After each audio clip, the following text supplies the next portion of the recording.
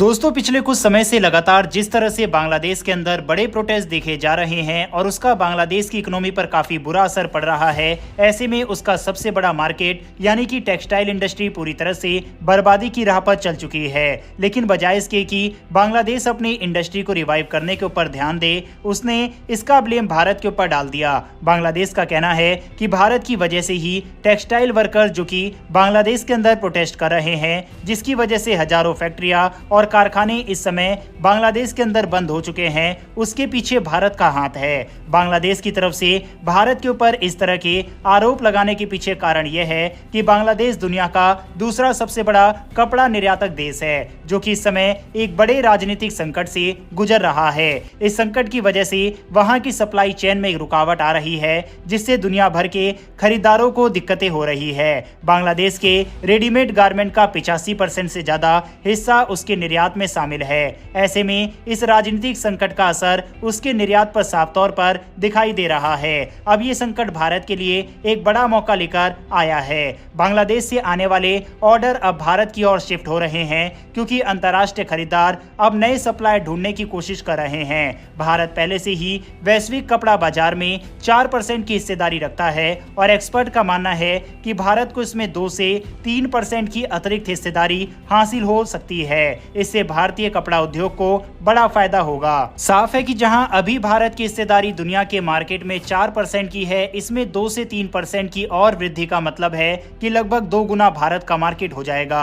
India entrepreneur federation के संयोजक के अनुसार अंतर्राष्ट्रीय खरीदार अब 10 से 15% ऑर्डर भारत जैसे दूसरे देशों में भेज सकते हैं। हालांकि यह एक शॉर्ट टर्म रणनीति हो सकती है, लेकिन यह भारत के लिए लंबे समय में एक सुनहरा मौका बन सकता है। इसी बीच बॉस्टन कंसल्टिंग ग्रुप के जे सुरेश का कहना है कि अगर भारत अपनी रणनीति सही ढंग से लागू करता है तो वह इस संकट से बड़े फायदे उठा सकता है और अपने कपड़े बाजार में हिस्सेदारी को बढ़ा सकता है, जो कि अब भारत ने करना भी स्टार्ट कर दिया है और धीरे धीरे बांग्लादेश के मार्केट को भारत कैप्चर कर रहा है। हालांकि भारत के लिए यह मौका आसान नहीं होगा। बांग्लादेश और वियतनाम जैसे देश सस्ते लेबर और बड़े पैमाने पर मैन्युफैक्चरिंग की वजह से कपड़ा निर्यात में अपनी हिस्सेदारी लगातार बढ़ा रहे हैं। इसीलिए भारतीय कपड़ा उद्योग को चाइना +1 रणनीति अपनाने की जरूरत होगी। इस रणनीति के तहत भारत को चीन पर अपनी निर्भरता कम करके खुद को एक मजबूत मैन्युफैक्चरिंग हब के रूप में स्थापित करना होगा,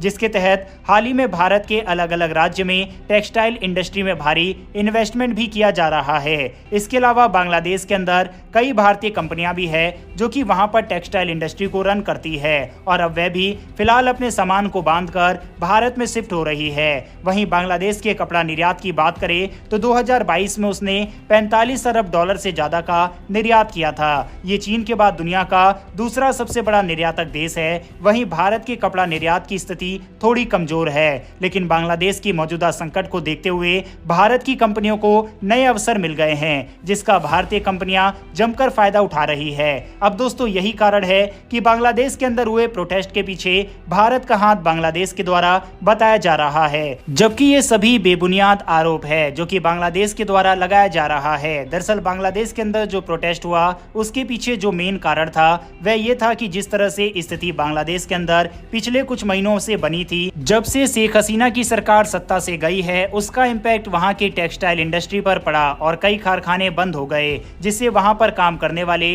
लेबर और इंजीनियर को कंपनियां पैसे समय पर नहीं दे रही थी और ये पैसे 5-5, 6-6 महीनों से बांग्लादेश की कंपनियों के द्वारा होल्ड किए गए थे और यही मेन कारण है जिस वजह से बांग्लादेश के अंदर ये बड़ा प्रोटेस्ट देखा गया। हालांकि इस प्रोटेस्ट के पीछे बड़ी साजिश है, ये बांग्लादेश के रेडीमेड गारमेंट मैन्युफैक्चरर संगठन की तरफ से कहा गया है, जिसमें इनडायरेक्ट भारत के ऊपर ये टारगेट करते हुए कहा गया है कि जो देश हमारी मदद करने के लिए और हमें इन मुश्किल परिस्थितियों से उभारने के लिए साथ खड़ा है और ऐसी बातें बोल रहा है, वही हालात को खराब करने का जिम्मेदार है। जबकि हकीकत जैसा कि हमने आपको बताया कि बांग्लादेश की टेक्सटाइल इंडस्ट्री अपने लॉसेस को संभाल नहीं पा रही और अपने लेबर्स का पैसा भी समय पर नहीं दे पा रही थी। इसके पीछे मेन कारण था कि विदेशों से उसको मिलने वाला ऑर्डर भारत की तरफ शिफ्ट हो गए। हाल ही में 10,000 करोड़ से ज्यादा का इन्वेस्टमेंट भारत की यूपी में भी टेक्सटाइल इंडस्ट्री के अंदर हुआ है। अब इस मार्केट में भारत जिस तरह से अपने आप को ग्रो कर रहा है, इसी बात से बांग्लादेश परेशान है और भारत के ऊपर इस तरह के एलिगेशन लगा रहा है। है। बहरहाल बांग्लादेश से निकल कर आई इस खबर के ऊपर अपनी राय कमेंट बॉक्स में लिखकर बताइएगा। अगर आपको डिफेंस और फॉरेन पॉलिसी से जुड़ी वीडियोस पसंद है तो नीचे दिए गए सब्सक्राइब बटन को प्रेस कर बेल आइकन को दबा लें, जिससे हमारी डेली ऐसी वीडियो आप तक सबसे पहले पहुंच सके। फिर मिलेंगे ऐसी एक नई वीडियो के साथ। धन्यवाद। जय हिंद।